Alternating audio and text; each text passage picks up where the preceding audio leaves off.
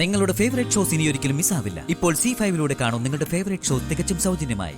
താലി കെട്ടി പുടവ കൊടുത്ത് ഈ മേഘനാഥന്റെ മാത്രം സ്വന്തമാക്കണം ആ രാധക്കുട്ടിയെ.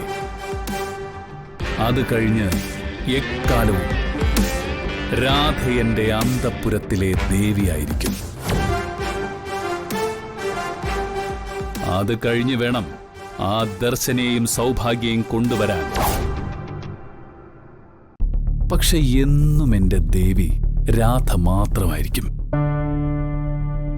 അവളെ എനിക്ക് കൂടുതൽ ഇഷ്ടം. എല്ലാം നടക്കും മേഘൻ സാർ. നാളെ തന്നെ താലി കെട്ടാം. ഇപ്പോഴേ വേണ്ടതെല്ലാം നിങ്ങൾ വാങ്ങിവെച്ചോളൂ. സമയം കളയണ്ട.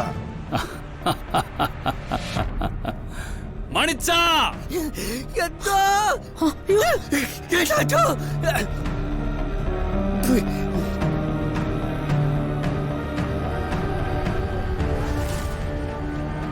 എന്താണ് അവിടെ നിലവിളിയും ബഹളമൊക്കെ? അത് പിന്നെ ചോദിച്ച കേട്ടില്ലടാ. കേട്ട സാർ. അയ്യോ സാർ, ഇല്ല ഇല്ല, ഇവിടെ തന്നെ നിൽക്കാതെ അങ്ങോട്ട് പോടാ. ഓ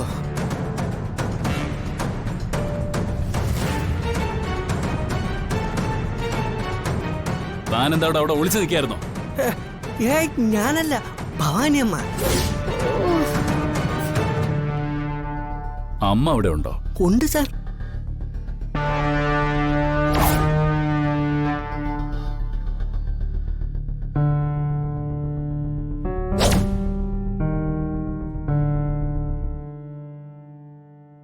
ഓ അത് ശരി.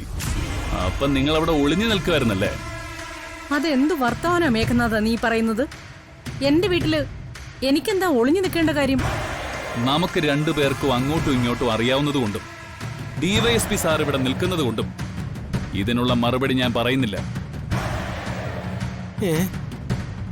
മണിച്ച, നീ അത്യാവശ്യമായി ടൗണിൽ പോയി ഒരു കല്യാണ പുടവ വാങ്ങണം.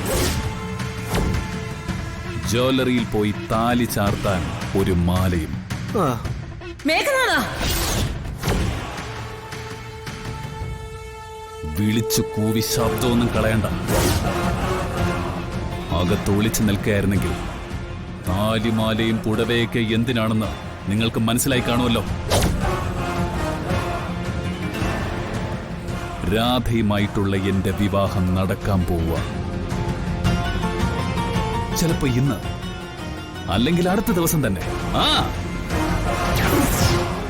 നിങ്ങളും വേലയനും കൂടി ശ്രമിച്ച് പരാജയപ്പെട്ടെടുത്ത് ഈ മേഘൻ വിജയിക്കുന്നു. ഈ മുകുന്ദനുണ്ണി സാറിന്റെ സഹായത്തോടെ.